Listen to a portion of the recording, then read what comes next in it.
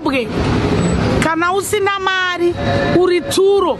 Independence yakaveko kare. Iko zvino hapana kuzvitonga kwatiri kuita. 1980 takambosununguka tikave neindependence zveshuwa. Independence hongu takakura tichingonzwa kuti iriko. Kudhara wiwe independence takaenda kuchikoro zvakanaka grade 1 to 7 for free. Ndakwenda kuland vanongotora ndo vakuru indiri kutoidawo land ndine vana nowazikuru ndovaisepi. I'm a widow. Handina murume anotisebera kwachindibatsira nozvupa kuraramisa.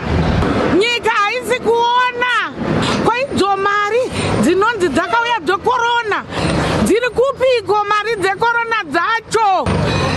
Tiri kuti one day Zimbabwe will be free. Haini independence ka haina zvainondishandira kozi kubva pandakatozvarwawo ndakatongozvarwawo 1980 kusvika izvozva handina chandatoachiva namo nekuti hapana chikumbobuda, hapana kana chiri kunyaso chekuti unoti ndakabata kubva pandakazvarwa pacho hapana, nekuti sinzi ndakazvarwa ndabvira ndaenda kana kukambani kubasa.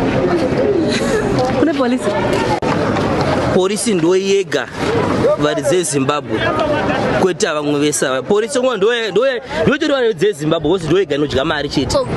Ngobatwa chete kana nepolisi yotonzisa tipe kamari wakutongobudisa tumato tuvape apa isusu wacho tiri kungotamburawo. Saka nyika isati yasununguka kuti izvozvi sevakadzi so tiri kushanda, asi kushanda kwacho mupurisa ari mumashure ari kuda mari, saka kuzvitonga kwacho hapana. Nekuti takanyora form for 2006 but handisandamboenda, handozive kuti pakambani panoshandwa sei, kana musi webhengi handouzive.